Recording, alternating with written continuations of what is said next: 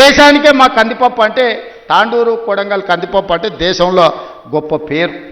ఏ ఏరియాలో ఏ పంట వండుతుందో అచ్చంపేట ప్రాంతంలోకి పోతే దోసకాయలు వండుతాయి. దోసకాయ కందిపప్పు ఎంత బ్రహ్మాండంగా ఉంటుందా, చికెన్ మటన్ కూడా వనికిరాదు దాని ముందర.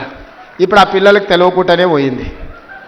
కొత్త తరానికి ఇప్పుడు దోసకాయలు అంటున్నారు, వెనక బుడంకాయలు అనేటోళ్ళు. అవునా? కందిపప్పులా వేసి చేస్తే మన అమ్మనో నాయనమ్మనో వండితే మటన్ చికెన్ కంటే టేస్టీగా ఉండేది. జొన్న రొట్టెతోని కందిపప్పు బుడంకాయలతో తింటే ఎంత మజా ఉండేది.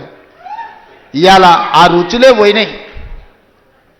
అందుకే ఈరోజు పంట మార్పిడి జరగాలి, ఆలోచనలో చైతన్యం రావాలి, ప్రజలకు ఉపయోగపడాలి. మనము పోయి ఎక్కడెక్కడనో పోయి ఏదో కొత్త రకాల వంటలు కొత్త రకాల డైట్ అని తీసుకొస్తున్నారు కొత్త కొత్తవి. ఎందుకంటే మన పెద్దోళ్ళు మనకి ఇచ్చిపోయారు. జొన్న రొట్టె తినండి, మీ బట్టలు మీరు ఉతుక్కోండి, 6 ప్యాక్ ఉంటుందో లేదో మీకు తెలుస్తుంది. మీ బట్టలు మీరు ఉతుక్కొని జొన్న రొట్టె తింటే మీరు ఏ జిమ్ములకి వెళ్ళి కండలు పెంచాల్సిన పని లేదు. ఆటోమేటిక్గా మీరు 6 ప్యాక్ తయారవుతారు. అవేవి చేయకుంటుండి జిమ్ములలో పోయి స్టెరాయిడ్స్ వారి ఆరోగ్యాన్ని పాడు చేసుకుంటారు. అందుకే ఈరోజు మా రైతులను ఇన్ని లక్షలాది మందిని వేదిక మీద నుంచి వ్యవసాయ యూనివర్సిటీ నుంచి లక్షలాది మంది రైతులను ఉద్దేశించి ప్రసంగించడమే కాదు, వాళ్ళకి వేలాది కోట్ల రూపాయలు బదిలీ చేయడం ఇదొక మర్చిపోని జ్ఞాపకం. మీ అందరికీ ఈ ప్రభుత్వం అండగా నిలబడుతుంది.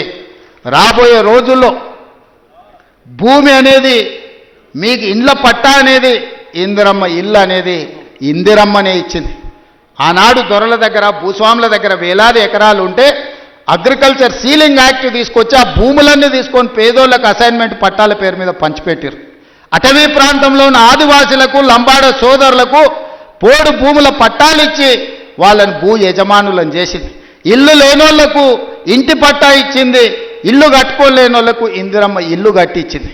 డబుల్ బెడ్రూమ్ ఇల్లు అన్నాడు. ఎవరికన్నా ఇక్కడ ఉన్న పేద రైతుకు డబుల్ బెడ్రూమ్ ఇల్లు వచ్చినాదే. కానీ ఇవాళ లక్షలాది ఇందిరమ్మ ఇల్లు ఇవ్వడానికి మనం ముందుకు వచ్చినాం. మీరు ఇండ్లు కట్టుకోండి, ఒక ఇంటి వాళ్ళు కాండి, ఉన్న ఊరిలో ఇల్లు, ఇంత వ్యవసాయ భూమి అనేది మన ఆత్మగౌరవం. అంతకుమించి రైతులు ఏం కోరుకుంటలేరు. వాళ్ళు కష్టపడ్డ పంటకు వాళ్ళు గిట్టుబాటు ధర అడుగుతారు. అవి కూడా ఇవ్వలేని పరిస్థితిలో ఈ ప్రభుత్వం లేదు. మిమ్మల్ని ఆదుకుంటుంది, మీకు అండగా నిలబడుతుంది. పంట మార్పిడి చేయండి. మీరు ఏం పండించినా పంట మనం కొనుగోలు చేయడానికి అవసరమైన కేంద్రాలను ఏర్పాటు చేస్తాం. నాకు మంచి టీం ఉన్నది, మంచి మంత్రులు ఉన్నారు, అనుభవం కలిగిన వాళ్ళు ఉన్నారు. నాకు మంత్రిగా అనుభవం లేకపోవచ్చు, కానీ అనుభవం కలిగిన మంత్రులు పెద్దలందరూ ఉన్నారు.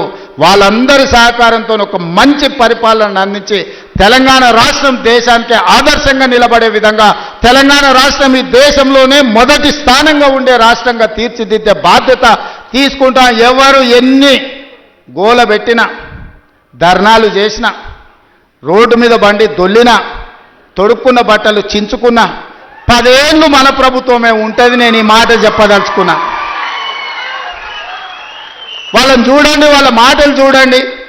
అసూయ, అక్కసు, కడుపు నిండా విషం కనిపిస్తుంది, అహంభావం కనిపిస్తుంది, బలుపు కనిపిస్తుంది మాటలలో.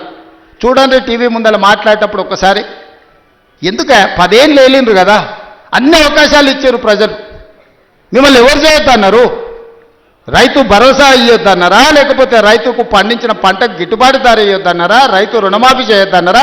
మీ కాలంలో సర్పంచుల బిల్లులు చెల్లించొద్దన్నారా? కాంట్రాక్టుల బిల్లులు చెల్లించొద్దన్నారా? రోడ్లు వేయొద్దన్నారా? చెట్లు పెంచొద్దన్నారా? ఎవరన్నారే? 10 ఏళ్ళు మొత్తం మీ ఇష్టారాజ్యంగా పరిపాలన చేసి రాష్ట్రాన్ని రావణ కాష్టంగా మార్చి రాష్ట్రం మొత్తం విధ్వంసం చేసి బొందల గడ్డగా మార్చి ఇంకా సిగ్గు లేకుండా రోడ్ల మీదకి వచ్చి మమ్మల్ని తిట్టే పని చేస్తున్నారు. మీరు ఎన్ని తిడితే ఆ తిట్లన్నీ ఆశీర్వాదం కింద మారుతాయి. అందుకే వాళ్ళని పట్టించుకోవడం మానేసిన నేను. ఎందుకంటే రోడ్డు మీద మనం పోతుంటే అరుస్తూనే ఉంటాయి కొన్ని. అరిసినప్పుడు అరిసిన దానికల్లా వెనక్కి తిరిగి రాయితో కొట్టం కదా. నేను పని చేస్తా, మీరు వాళ్ళ పని చూడండి అని తెలియజేస్తూ మీ అందరి దగ్గర సెలవు తీసుకుంటాను.